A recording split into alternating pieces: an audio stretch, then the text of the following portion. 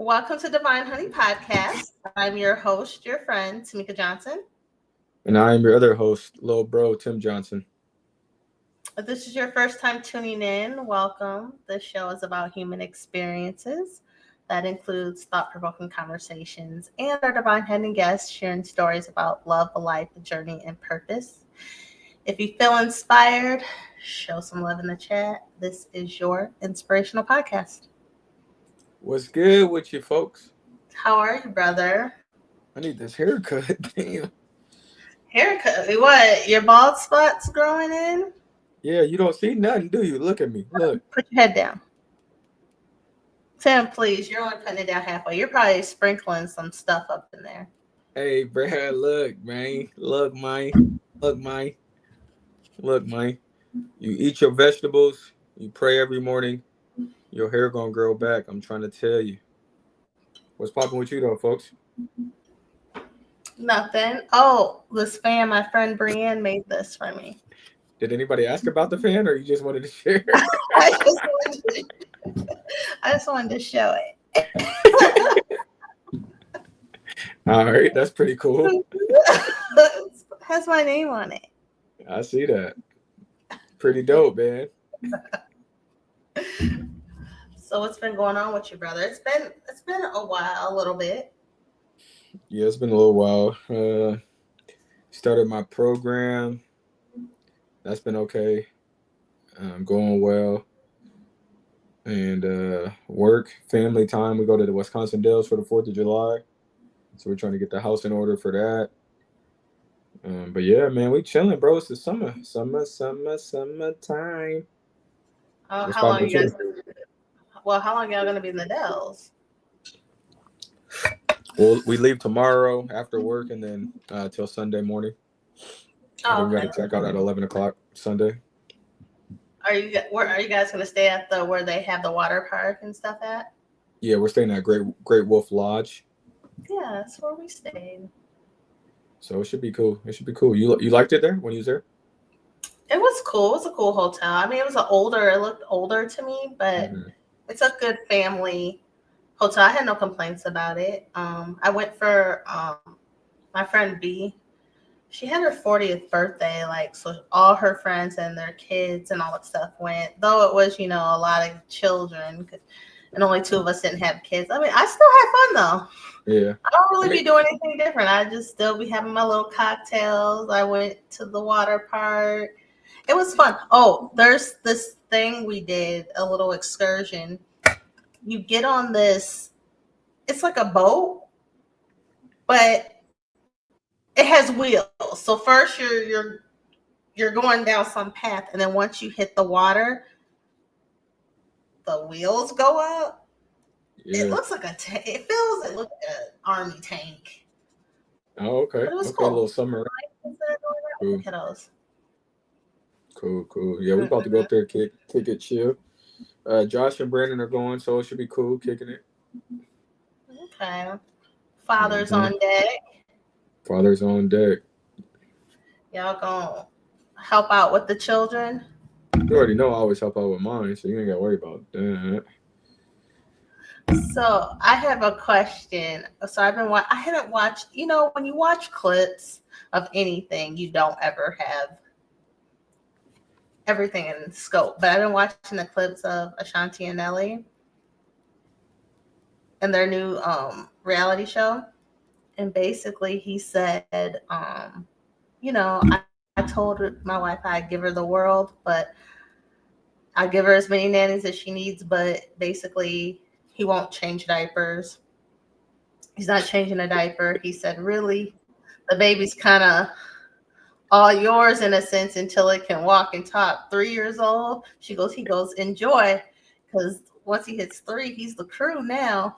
Yeah, he's in there. And then also he did say this in context. He goes, oh, she barely lets me touch the baby. She barely let me hold the baby. She's first time mom. Right.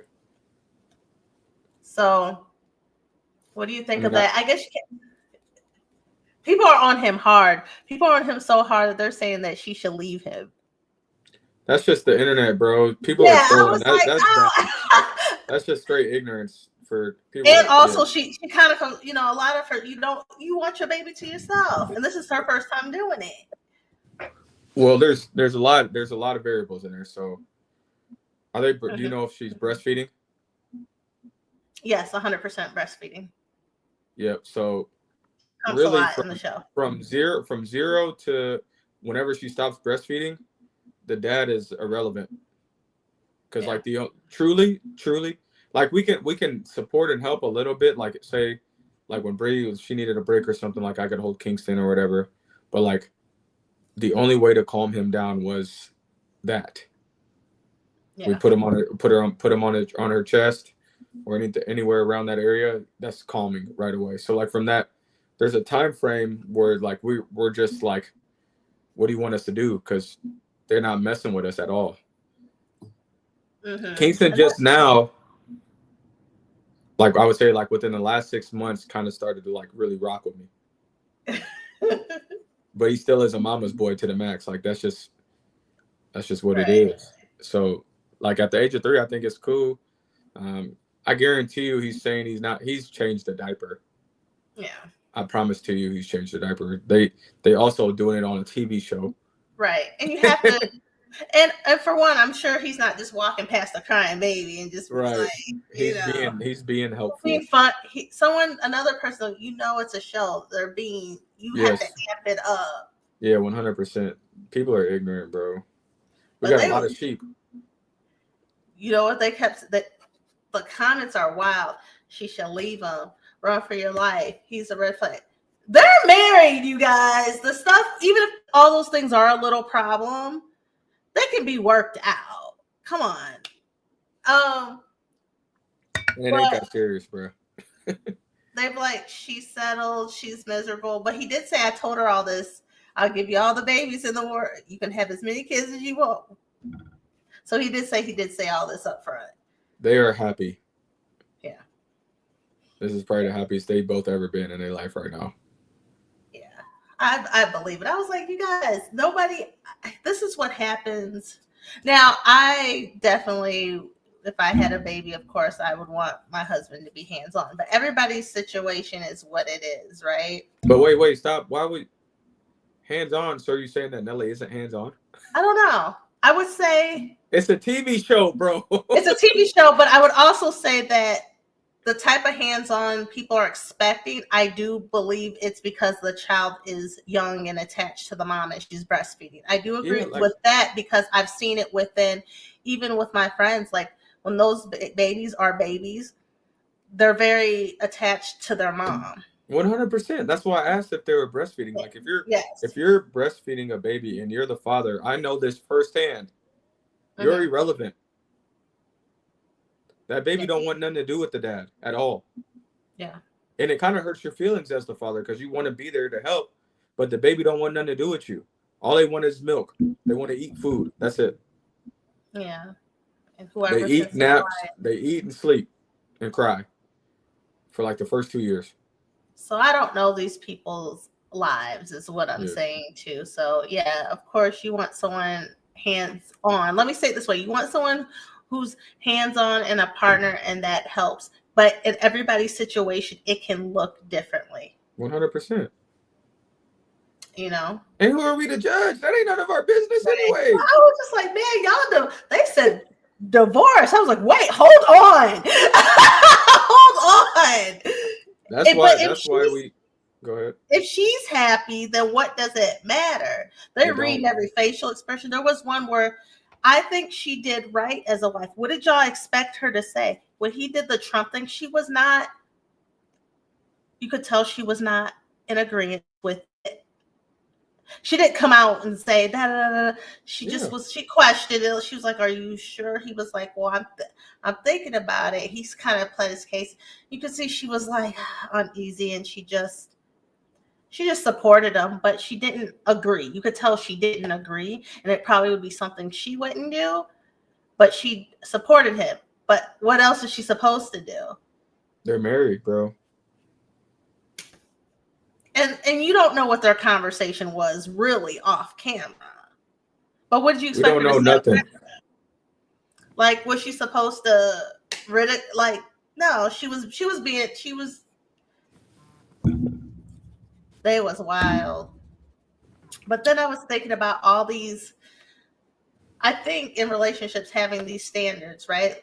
You see us all talking about our standards and what we'll deal with and this and that. And you know what I even think about?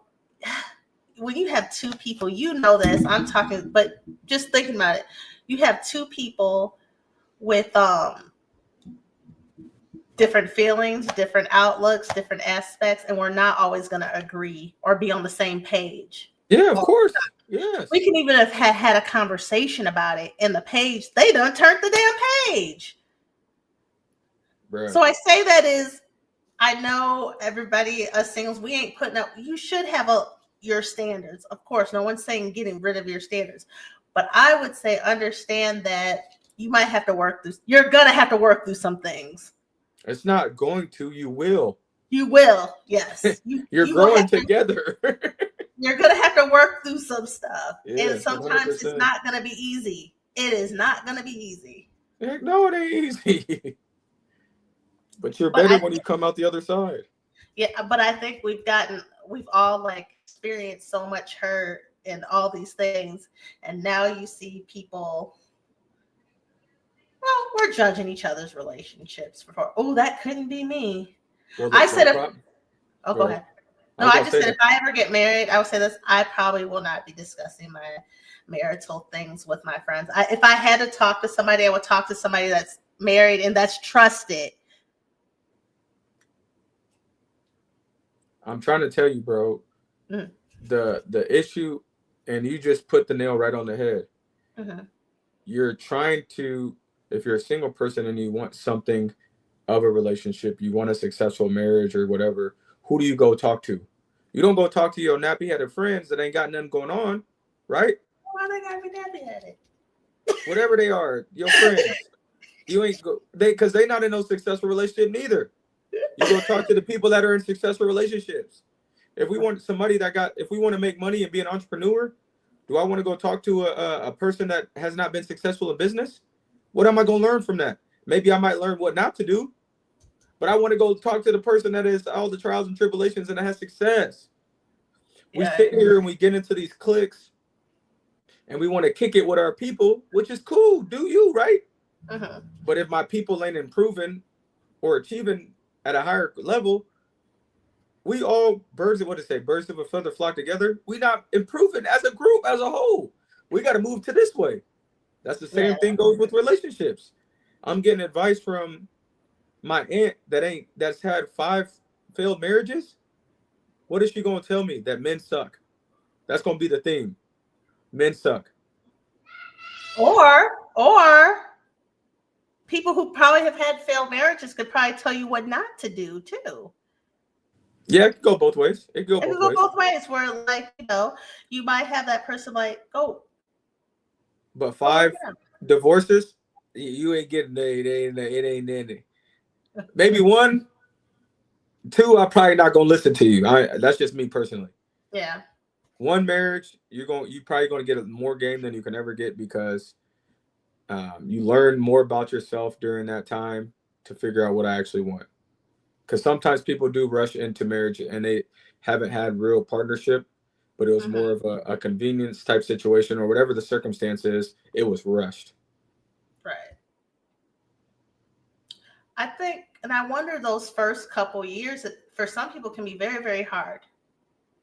It's a transition. I could see myself getting married and maybe it might be you have to adjust to independence to this.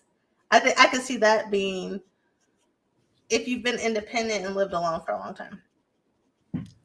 There's adjustments, I would gather. There's always adjustments, but this is what it is. Before you make that decision, that choice, that union, that covenant, you have done all of the things necessary to you so that you know this is what I actually want to do, because everybody's choices are different for themselves. You need to do what you need to do within that relationship to know this is my person or not. When we don't do those things, we're not giving our partner or the significant other the opportunity to be that for you or them to be whatever they is. Mm-hmm. When two broken toxic folks get together, we know it's not going to work.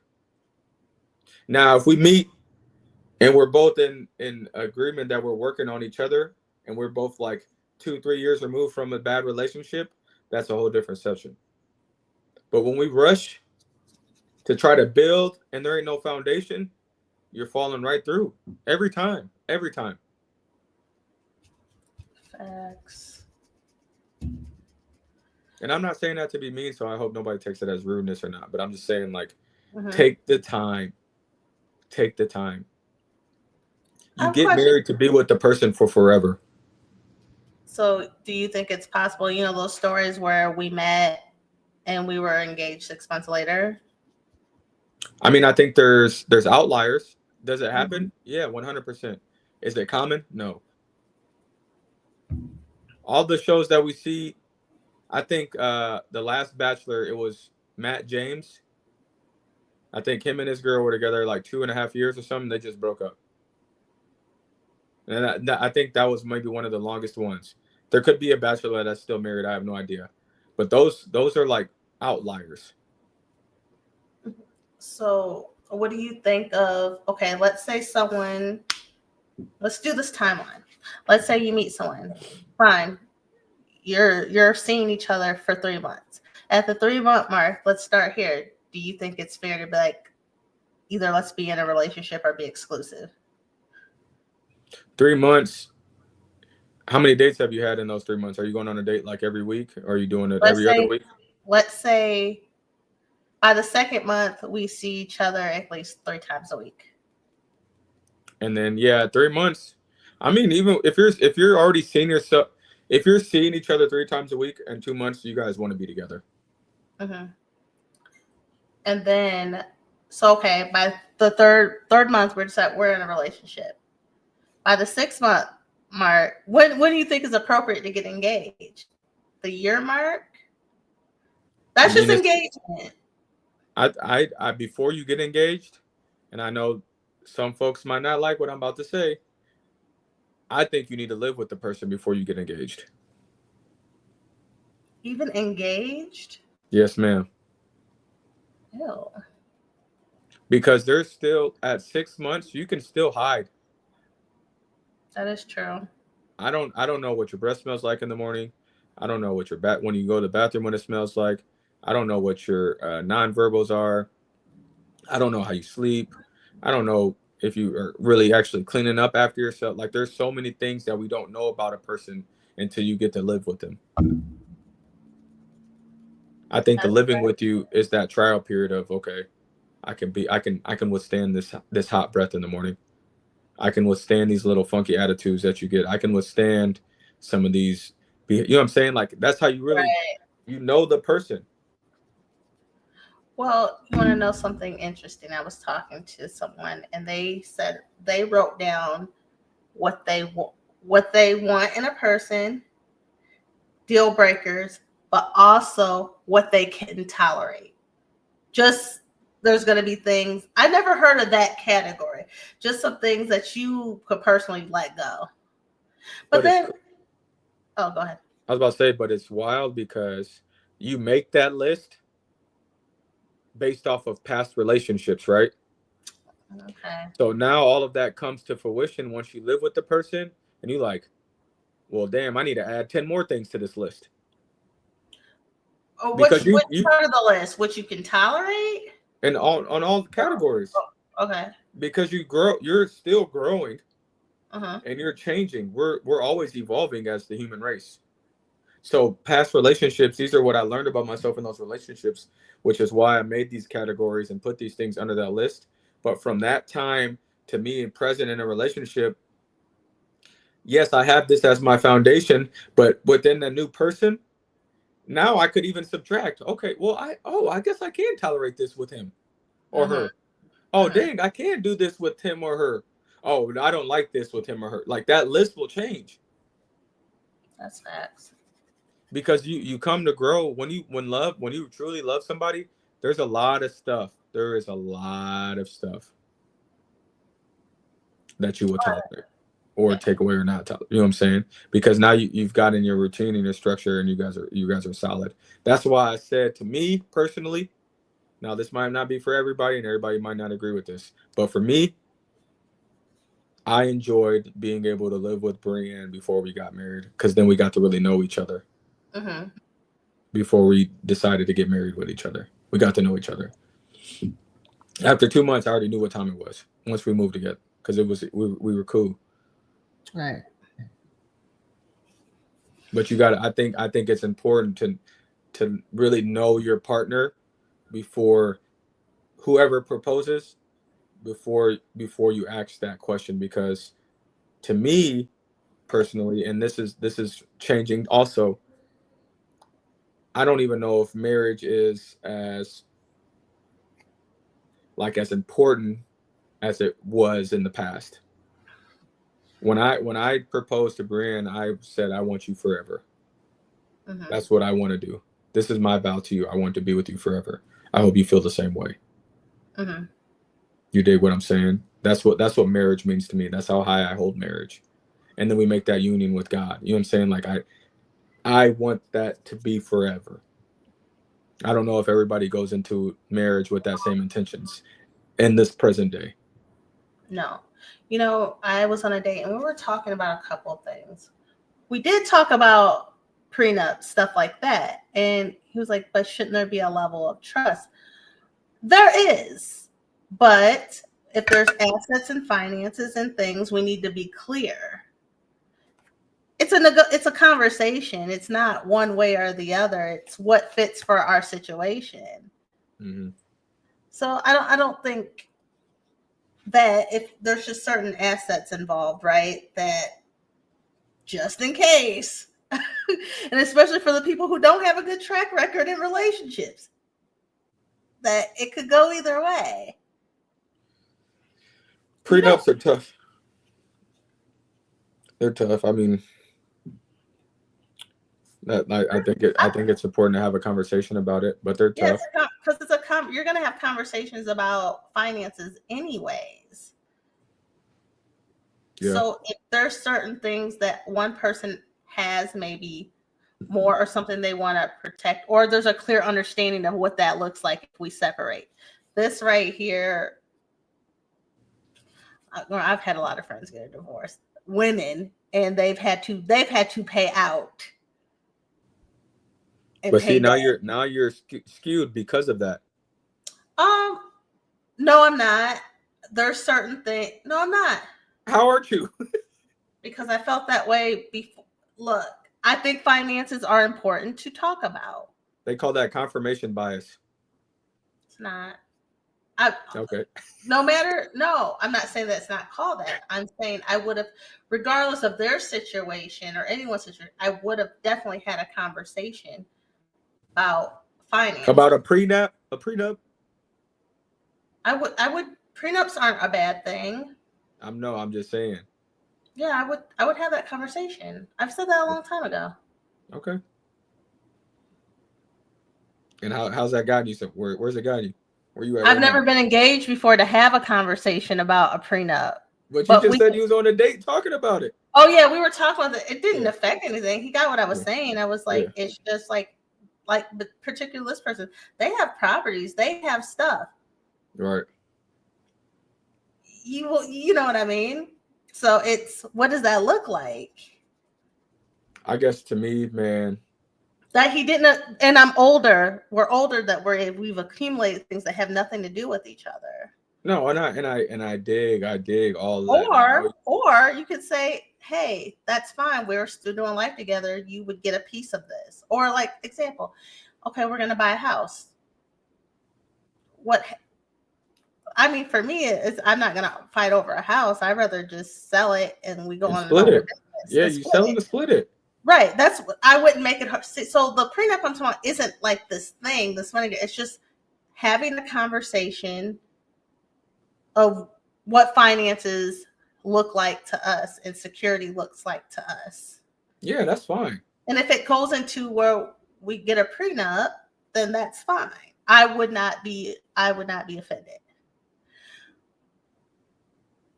The other person might, I don't know. But I what I'm think saying, if you really have assets, mhm. like truly have some assets, you get married at 50. I don't know if this is gonna work. I to me, why do it then if I have thoughts in the back of my mind that I'm gonna have to give this up if something were to happen. That's just me personally. Yeah, and you're married, and I get you probably have a stronger point, but you and Bree built your assets together. But think about two people who didn't, and they're No, I coming know in. that's what I'm saying. That's what I'm Then saying. it's just the same that you would talk about finances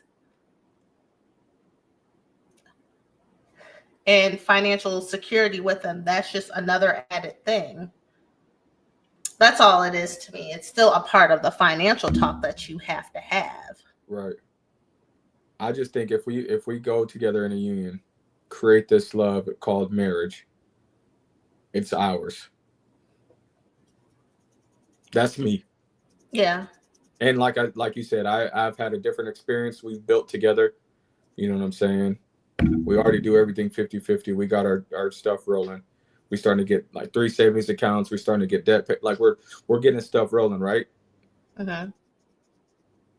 And that's why, like I was saying, like on the outside, if I didn't build something with somebody and I still love you and I want to marry you and I have more than you Mm-hmm. and I have a feeling, an inkling that you might want to divorce me and take what I got, I'm not going to do it.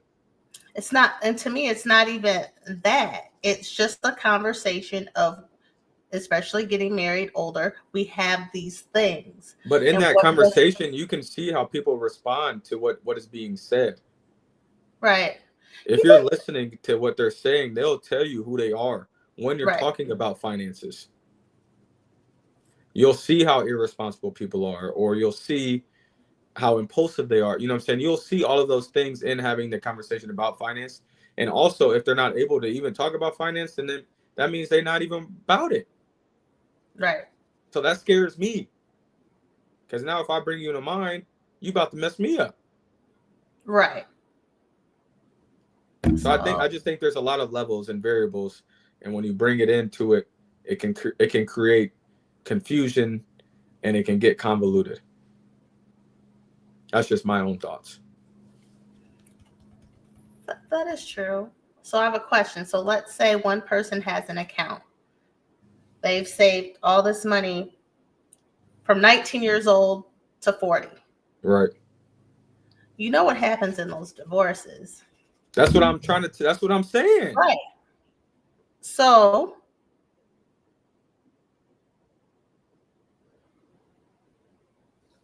Are you saying if we you got married at 19 and then we saved all not this getting money? married at 19, I didn't meet you and marry you until I was 40. But I have an account that I've been So putting in since I was I got 19 years old. $5 million saved in my account from when I saved from when I was 19 years old. I get married at 40. Yes. Okay. Like I said, if we're having conversations without you, I'm Mhm. not gonna. I might be dishonest about what I have to see how you are as an individual person. Because if I have the thought, because there, to me, I'm still creating like a safety net or a barrier, or I'm still being guarded, which lets me know myself being self-aware that maybe I don't want to get married if I'm afraid that someone's going to take all this money from me. And to me, I think it's a conversation and an understanding where we sit with our finances, and something that we can try to come to a place where we can mutually agree. So then why even get married then? So Like, are we what's the just point? getting money? I guess for love to build our life But if together. I love you and you take from me, then that's on me. Like, I got to take that L. I think We it's up love to the each. couple. I'm not going to not bring it up. I'm going to bring it up. We're talking about finances anyways. If Right, the person doesn't agree, that's another conversation. I might find someone that feels just like how you feel, or I right, might find someone that's on the same page as me. right. let's just be clear. Like, let's just, of course, I got it. He's gonna have it. You know what I mean? I'm not gonna hide the money and not take care of us or do what's needed. But I feel that. From my purview, that doesn't sound like love. yeah, and from mine, because we've had different perspectives in relationships. Right. I've been in many relationships and they have not worked. Right. So if I've gone through life and not have been in anything successful or meaningful, I'm going to be more protective 100% guarded, like I'm saying. and have to have conversations because You're not trying to get got. if it doesn't work out, I'm still on my own. Trust issues. I there may be, but I would say like I just it would have to be a conversation. And I think communication is the most effective thing for a relationship. Mhm. So if that's what you got to do, that's what you got to do. And there's nothing wrong with it. And you don't know. I maybe depending on the person that I'm with, maybe I will change in that conversation. Who knows how it will go? I just have to have the conversation. Another thing before we kind of wrap up, I wanted to say in that date we talked about, because you were saying marriage isn't important to you. It's not. I get this quite often. A guy that I went on a date with said basically, he said marriage is for people that have children. If there's no children involved, there is no point because he doesn't personally want the government in his business. I was like, do you have a social security number? Because they in your business. Do you have an address? Do you file for taxes? That don't even make sense. Don't want the government in your business because you got married? Because now the government's involved in your union. Yeah, I get this a lot, Tim. I get this quite a bit. Yeah, that's silly work. And I said, what do you do if you go into a marriage with someone thinking you're going to have children and you can't? Yeah, facts. Yeah, that's like, I don't know. He was like, I was like, yeah. I said, either way, I would like to get married. Right. And for a lot of reasons. Well, we talked about marriage. We talked about marriage isn't just about, and I agree. He was like, what did he say? Marriage is transactional. It's not really about love. I was like, oh, I'm not going to marry somebody I don't love. It but just see, depends. Yeah. From when you were talking, all I heard was transactional. I didn't hear you speak. I didn't hear love in any of that. And when I was talking about the prenup, yeah, that's why I'm separating that. I would obviously love the person if I'm going to go through with all of this. Mm-hmm. There's a lot of love. There's respect. There's all those important elements that have to be there. But a transactional conversation, a money conversation has to happen because now I am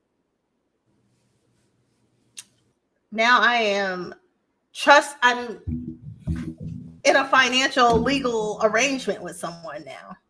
Yeah. So two different things. Love is important, but those are two different conversations. Right. I brought up the prenup part first, but of course, for me to do all that, the love is important. The respect, the communication, the care, because there's probably going to be times I don't like them. Right. A lot of times you're not going to like them. So I do understand how it comes off transactional, but I think it's just